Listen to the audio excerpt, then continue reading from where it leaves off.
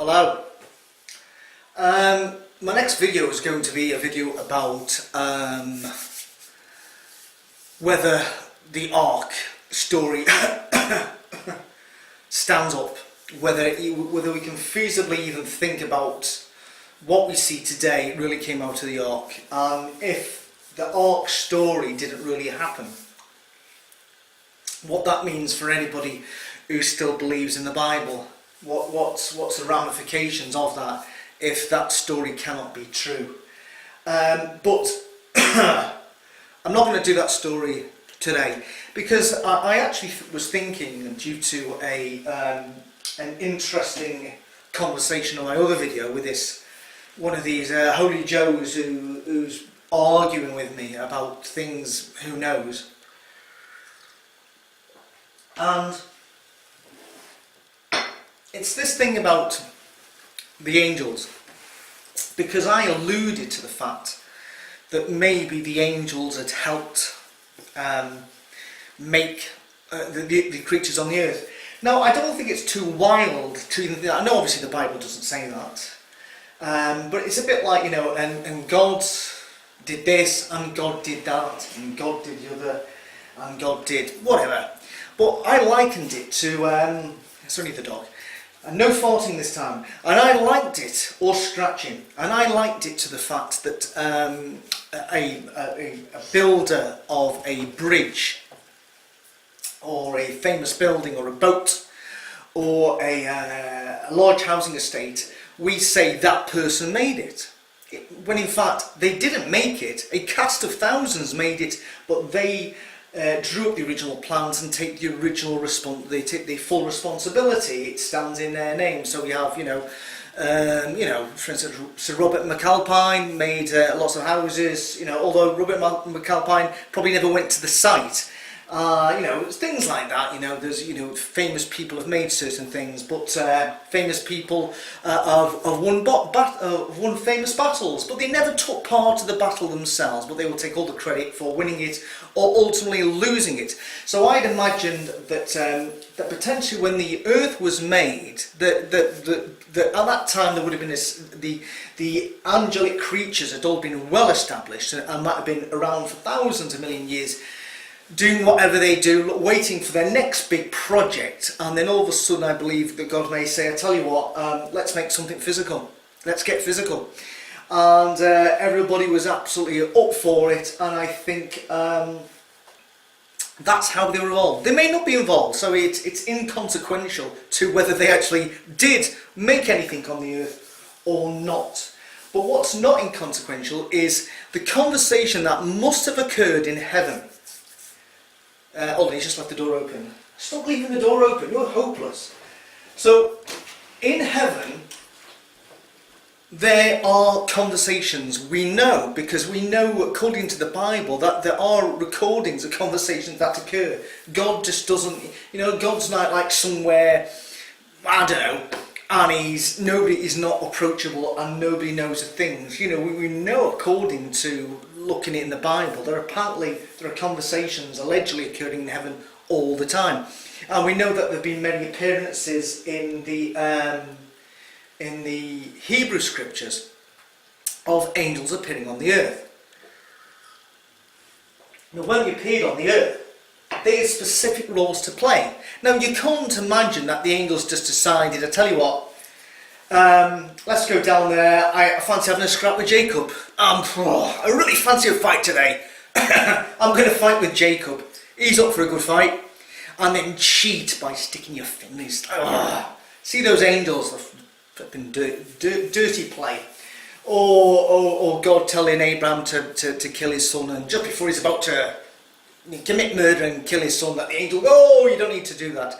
And also the time that the two guys went into Sodom and Gomorrah, which I've covered before, you can't imagine they just said, I'll tell you what, one angel saying to that, how about we go to Sodom and Gomorrah? Looks nice. We'll stay in there, that guy's gaff there, Lot.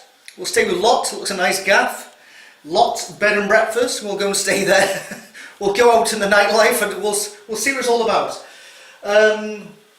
Or the guys who said, "I tell you what, we'll just go through the camp of Egypt and who are holding the God's chosen people hostage, and how about we kill the firstborn of everything? We'll do the lot." Or how about, we just kill every soldier in Sennacherib's camp? Or you get the drift anyway, without going on to every time that an angel doesn't. So in other words, what I'm trying to say is that angels haven't, off their own back, just gone and done these things. Clearly there must have been a conversation, how, we can only imagine that there's some way they speak to each other, that God says to the angels, "I want you to go and do this," because when they come down to the earth, they can speak to other people. So you can imagine there must have been a conversation where God says, "I want you to do this, go down and do that now." That's the premise of this. So, what we're saying now is, we'll go to the stage in the flood where, we're going through this, so I don't want to go through it all again, so everything's gone horribly wrong. So anyway, the angels have gone down there, and it's horrible, and there's giants in the land, and it's full of wickedness, and it's a horrible place. It's gone completely tits up. So God looks down on the earth, and he regrets making humans and decides enough's enough. So you can imagine he calls a meeting, because clearly he's going to run this past, his main team. He's going to run this past, he's going to let them know what they did, because ultimately, potentially, as he's done in the past, he's actually going to ask them to do this. Because, this is, God usually gets, if we look, for instance, in the book of Revelation, it's all the angels do all the handiwork, or he gets Jesus to do it, or Michael to do it, whatever he is these days. And God doesn't do a lot of it. There's some things he does, but a lot of things he proportions other people to do things, and they do great things, or they do bad things, depending on your opinion. So, we can imagine the conversation going something like this. The scene is heaven. Right, lads, I'm having a meeting. Okay, right, okay, what's the script? Have you seen what's going on down there? Yeah, it's pretty bad. It's pretty bad. I just don't know what's happened. Yeah, I really feel regret over making humans now. I've had enough. I've come to the end of my tether with them, and I regret making them. Right, okay. So what does that then mean, God? I'm going to kill them all. You imagine massive gasps in the assaulted people there. Really? Yeah. I regret making them. Well, to be honest with you, God, I don't want to speak out of place here, but you do know that it's our brothers who went down there and has caused most of the trouble. Yeah, I do. And you do know that, that so far you haven't done anything about it. Yeah, I do know that. But you're going to kill the humans. Yeah, I've had enough. Enough's enough. So what are you going to do with the angels? Our brothers? Nothing. What? Yeah, I'm not going to do anything with them. It's a bit odd.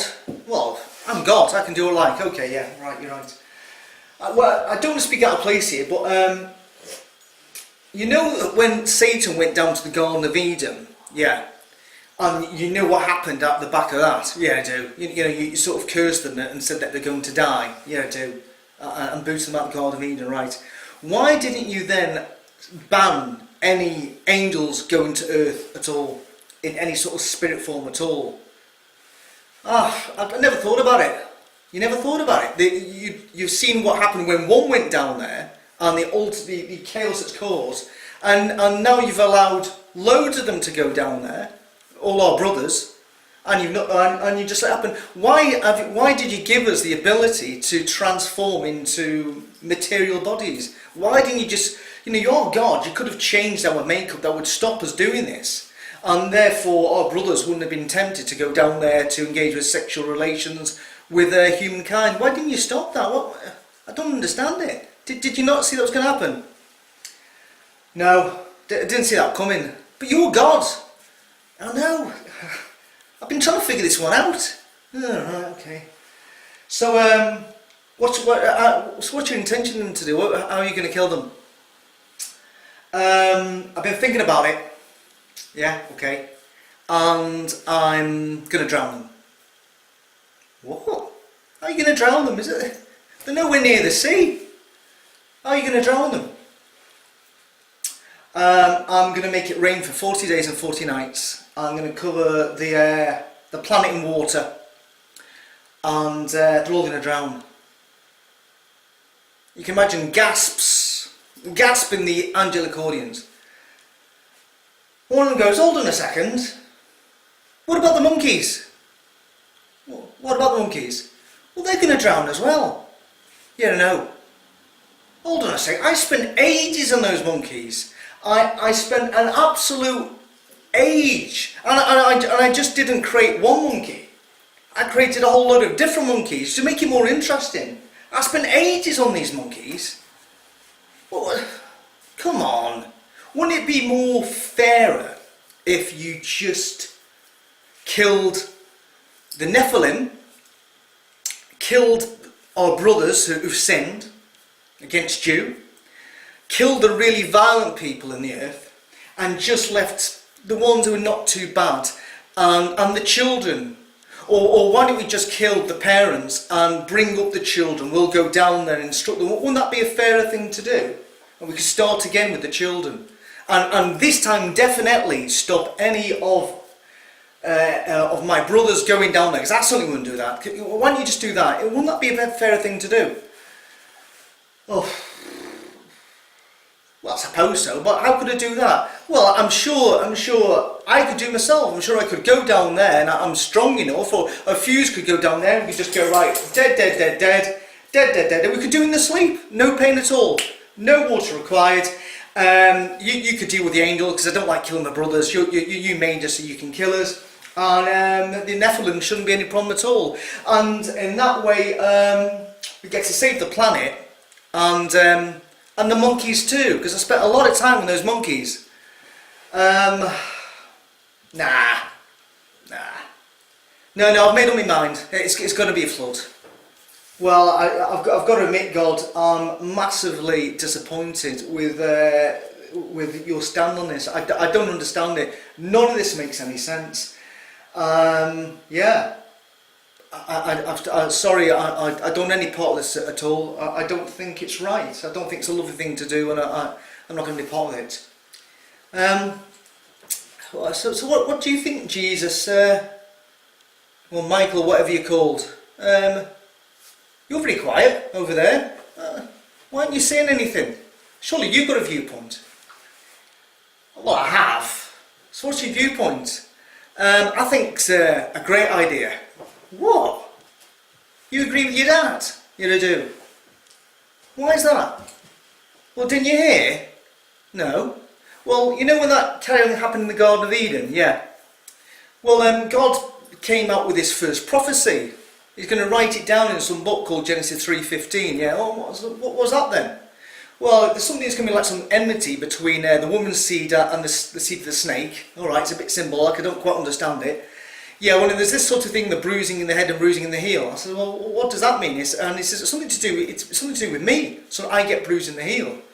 And to clarify that, God pulled me in one day, didn't you, Dad? You pulled me in and said, Jesus, Michael, Archangel, whatever you're called, son, I've got a job for you. Okay, right, okay, I'm all ears. Right, the job is, right, in 4,000 years, I want you to go down to the earth in material form. Why 4,000 years? I don't know, I've just plucked that figure out of the skies. It's a roundish figure. What about 100 years? No. 1,000, no. 4,000. Okay, 4,000 years, right, there it is. And, right, what happens? Well, I want you to be born as a human. Okay. So I've got to be a baby, yeah, okay. And what happens then? Well, what do you do? Well, for 30 years you don't do anything. Well, what do I do for 30 years? Well, you're a carpenter. You're a carpenter, yeah. Bit boring. Well, sorry, that's what you're going to do. And then what happens? Oh, well, then you've got to go out to work. Oh, no, not field service. Yeah, I'm afraid you're going to do field service for, a couple of years. Oh, it's boring, man. I ain't done, but sorry.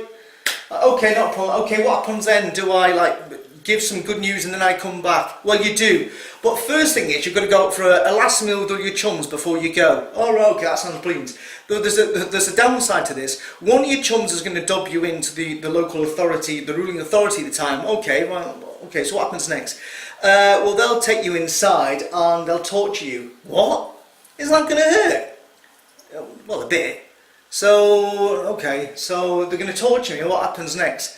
They're going to whip you. Whip me? Yeah, the really hard thing's going to be the whips. They'll actually rip the skin off your back. That sounds painful. It is painful, but it's got to happen. In fact, I'm going to write it all down. It's going to happen, so you've got a good idea it's going to happen, so it won't come as a shock. In fact, I'm telling you now, so it won't come as a shock anyway. And then when different things happen, you can tell your mates, oh, well, this is predicted to happen, so we knew about it all the time. Okay, great. So what happens next? Well, I reckon you're going to be condemned to death. Condemned to death? I thought I just was getting a flogging. Oh, no. I'm going to be condemned to death. Well, how do I die? Is it quite painless? Oh, no, it's going to be horrific. What's going to happen? Oh, well, we're going to put you on a cross and drive some massive big nails through your hands and through your feet. And you're going to stand on this cross until eventually you expire and die. And I'm not going to help you at all.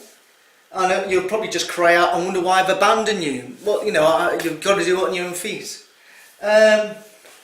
So why do I have to do this again? Well, I've decided, because Adam was a perfect man, I've decided that to give the rest of the humans a chance to come into my grace again, that I've got to have a sacrifice. And that sacrifice has got to be a perfect man can go through a whole load of temptation to his death. And through that blood being spilled, it's a good sacrifice, and therefore I will now allow humans to come into my grace and whatever, or possibly come to heaven or to resurrection. I'm confused what I'm doing. I might just pick a few. Maybe a few here and maybe a lot more on the earth. I don't know yet. I haven't figured that plan out yet. So, do I have to do this?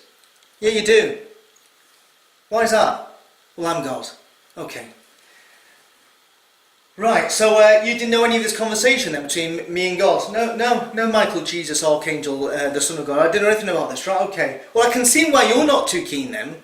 The reason why you haven't butted in and said to God, God, what you're doing is unjust, is because, obviously, if God kills every living thing on the earth, there is no need for you to go down to the earth to go through this horrible experience, because you will be doing it for nobody, because God has got rid of the whole human race.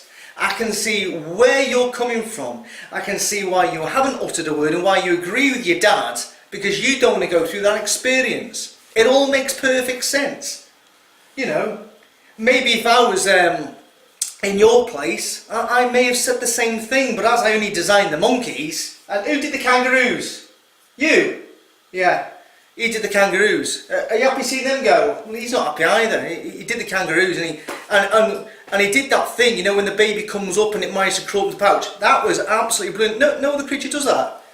What about a wallaby? All right, I forgot about the wallaby. So anyway, do they do that? I don't know. But anyway, you can see the way the conversation was going in heaven. So anyway, they're all agreed. Jesus or the Archangel or whatever he is now as quite relieved that God is going to destroy the earth, because it means that in 4,000 years he doesn't have to go through this horrible experience of getting put to death. So he doesn't have to do that, no necessity for that.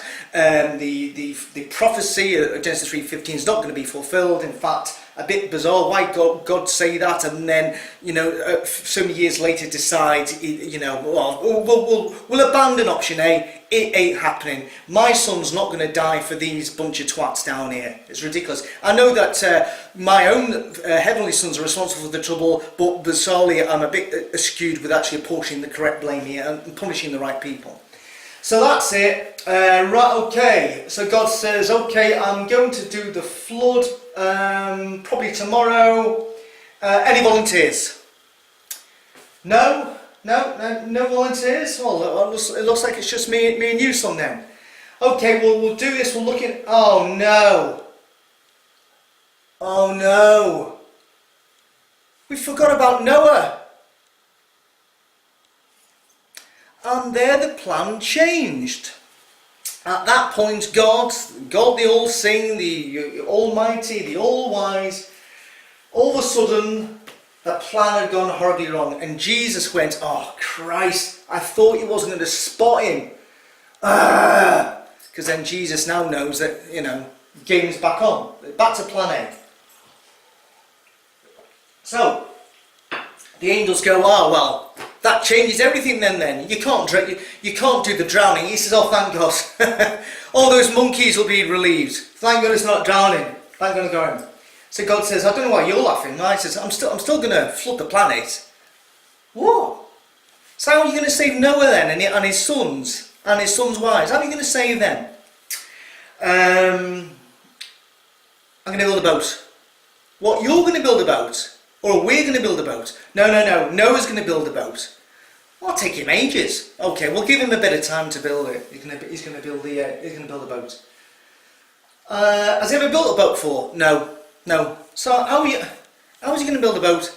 Don't worry, I'll tell him exactly how to build a boat. It'll be brilliant. I'll get the dimensions right. As long as it's waterproof, it'll survive. Okay. Right. Okay. You see this boat you're building? Yeah. Is there any chance you can let 2 of my monkeys on it? Okay, but just 2. Just 2 monkeys, that's it. Noah, his sons, his wives and 2 monkeys. Angel of the background. What about the kangaroos? I spent ages on them. Okay. Kangaroos are in. Another one goes, I spent hours on the elephants. Oh, for Christ's sake. Well, I'm going to have to build a bigger boat now. And so it went on. Oh, I'll tell you what, you tell me your favourite animals are the ones you made, or the ones I made and they're your favourites. And we'll stick them in the ark. We'll get him to build a really, really big ark, stick them in there. That's a better idea, isn't it? Is that alright with everyone? Well, there's still a few glum faces. What? What's the problem? Well, God, we're glad that you're saving, like 2 of most of the kind, apart from the woolly mammoth. That's not getting in, and for some reason nobody shouted unicorn either. But we're a little bit bothered at the fact, you see this drowning thing. Have you ever seen an animal drowning, God? Yeah, I think I have. Well, it's not nice because the animal knows he's drowning and he panics. And we're just trying to think of the scenario that as the water goes up, all the animals will be like jumping on top of each other, crushing each other and fighting each other, trying to get it. It's horrible. It really is horrible, God. What you're planning to do is horrific. I don't know how you're going to live with yourself afterwards. I really don't. You're going to go down as the worst perpetrator of animal cruelty ever known. You're going to have that for the rest of your existence. Does that bother you? No. Well, why doesn't it bother you? I'm God. I made them. Well, you made them. But I let you make them. Or did I make them? I can't confuse. It doesn't matter. I'm God, and what I say goes, and that's it. So yeah, I take your point. The drowning, it'll be horrific. There's creatures the other side of the planet. They'll be drowning. It'll be horrible for them. And drowning is not nice. And the children will drown. But as long as we've got that ark and we've got 2 of everything in there, we'll start again. And Jesus will see in 4,000 years. Get yourself ready. And that's the way the conversation may have gone in heaven. If not, something similar must have happened. God can't just do everything without consulting to his angels, because we already know that happens. So somewhere along the line, you would have thought that one of the angels would have tried to reason with God. But as we've seen before, you can't reason with God because he's God. So anyway, now definitely we've managed to cross off the conversation in heaven between God, his son, and the other sons about what's going to happen in the flood. And then we'll crack on with the actual aspects of the flood and the ark and the possibility of it really happening anyway. It's all subjective, of course, and obviously, it'd be interesting to hear some interesting thoughts, not some of the ridiculous ones that I have been posting on my YouTube videos. Anyway, that's it, and yeah, a big thumbs for the monkeys. See you later.